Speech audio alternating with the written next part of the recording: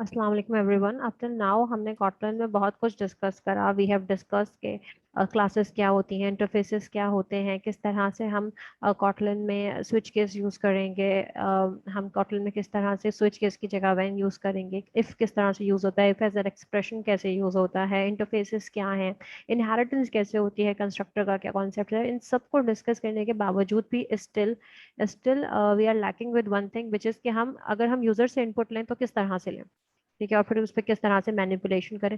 तो this is something कि जो पॉसिबल नहीं है जब हम बात करते हैं ऑनलाइन कंपाइलर की, जो कि कॉटलन का ऑनलाइन कंपाइलर आपके पास होता है।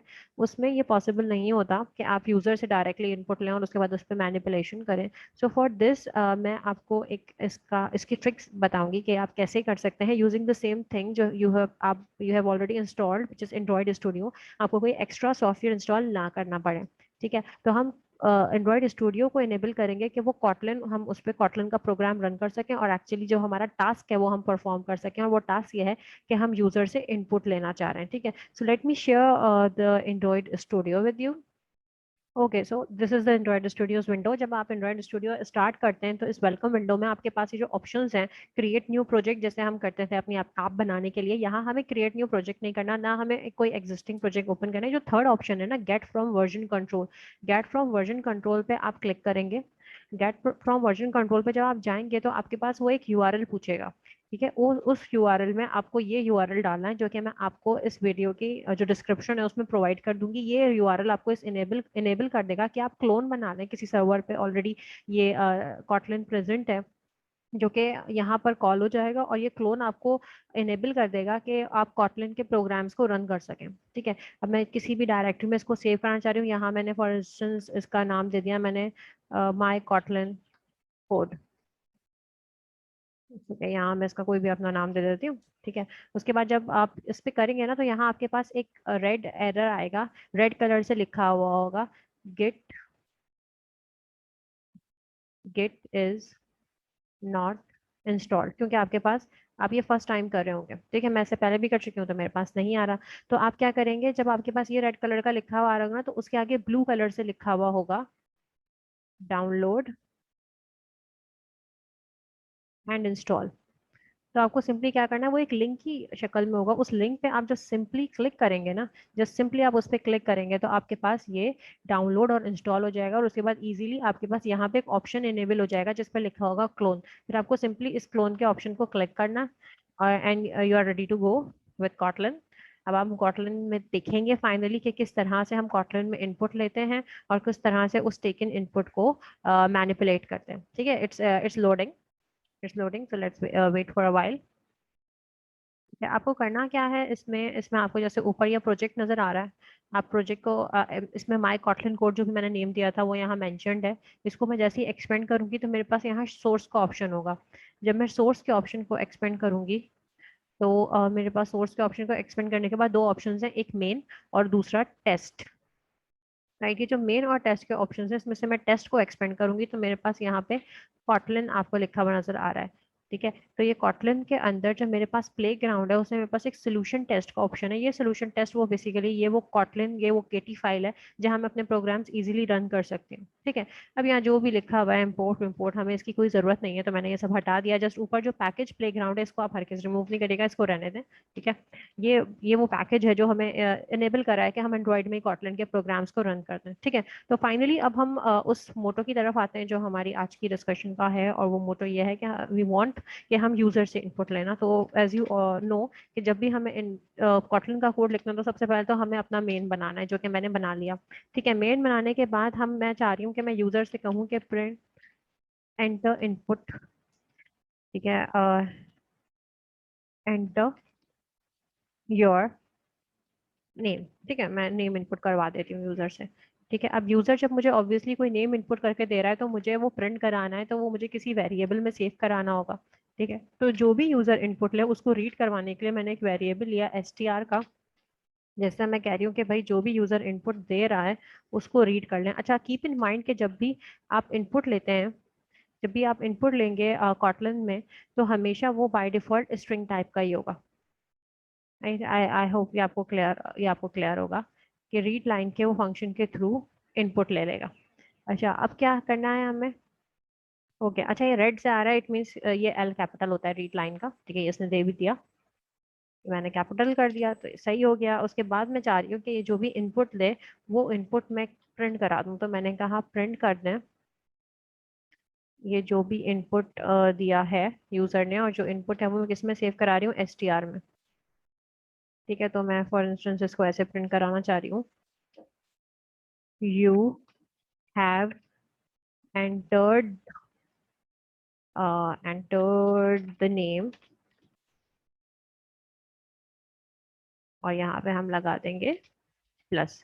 ठीक है, तो ये इसके साथ एस टी आर मेरा प्रिंट हो जाएगा। व्हाट इफ जब मुझे स्ट्रिंग इंटरपोलेशन करनी है, अगर मुझे स्ट्रिंग इंटरपोलेशन करनी है तो ये वेरिएबल में उठा के ये प्लस का साइन यहाँ कंकैटिनेशन हटा के इस वेरिएबल को अंदर रख दूंगी, इस वेरिएबल के साथ क्या लगा दूंगी, इस वेरिएबल के साथ में लगा दूंगी डॉलर। तो अब जब मैं इस प्रोग्राम को रन करूंगी तो मेरे पास एंटर योर नेम आएगा, जिसमें यूजर कोई भी नेम इनपुट करेगा और फिर वो प्रिंट कर देगा यू हैव एंटर जो भी नेम यूजर ने इनपुट दिया होगा। Let us run. यहाँ पे आपको, let me zoom this code. Okay sorry for zooming it too late.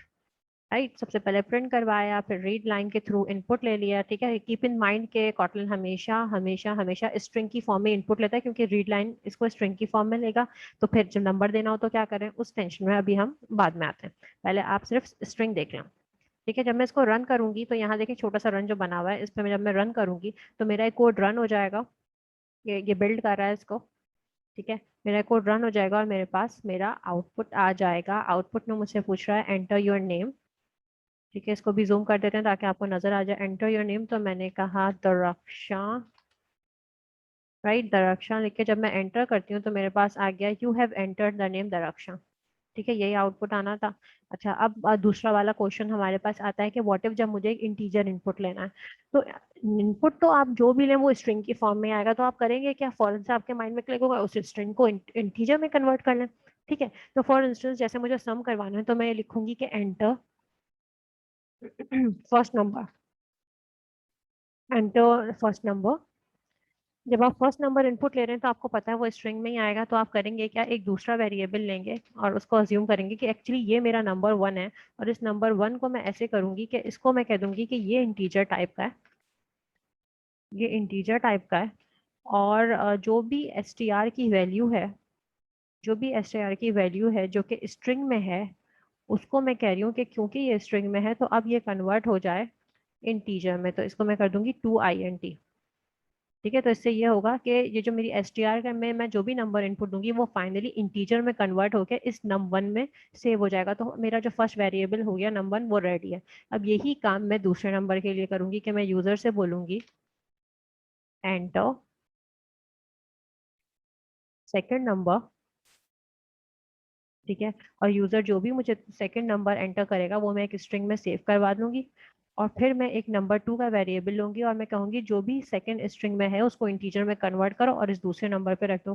Finally मुझे क्या करवाना है, मुझे सम करवाना है इन दोनों का, तो मैं लिखूंगी एक सम का वेरिएबल, और उसको मैं कहूंगी कि जो भी नम वन की वैल्यू है उसमें से माइनस कर दें नम टू की value.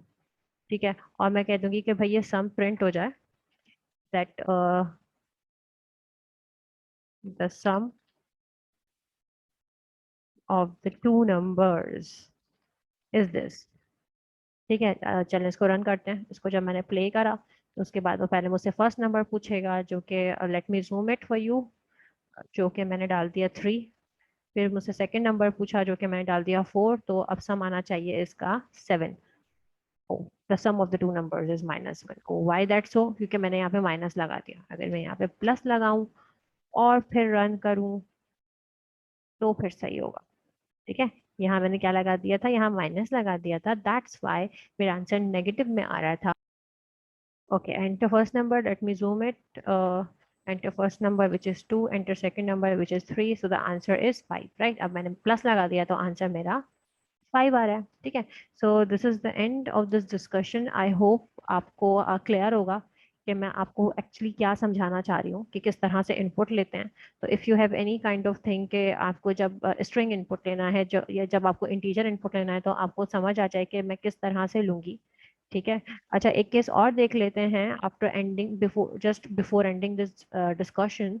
that you need to always keep in mind कि भले मेरे पास if हो, भले मेरे पास else if else के अलावा when हो, ठीक है, जब भी मुझे केसेस लगाने हैं और उनके लिए मुझे कोई नंबर इनपुट लेना है, तो हमेशा आपको याद होना चाहिए कि वो रीड लाइन से ही इनपुट लेंगे, बट द थिंग इज आप उसको कन्वर्ट कर रहे होंगे इंटीजर में, ठीक है, और वो ऐसे पॉसिबल होता है। And as far as the link is concern, जिससे ये इनेबल हो गया मेरे पास, वो लिंक आपको डिस्क्रिप्शन में, इस वीडियो की डिस्क्रिप्शन में मिल जाएगा। So for now thank you so much for your time. Right, I hope आपको ये क्लियर होगा। This is a very important topic, ठीक है, और इससे आप इजीली अपने एंड्रॉइड स्टूडियो में ही बगैर कोई सॉफ्टवेयर इंस्टॉल करे कॉटलिन को यूज कर सकते हैं। Thank you so much for now, Allah Hafiz.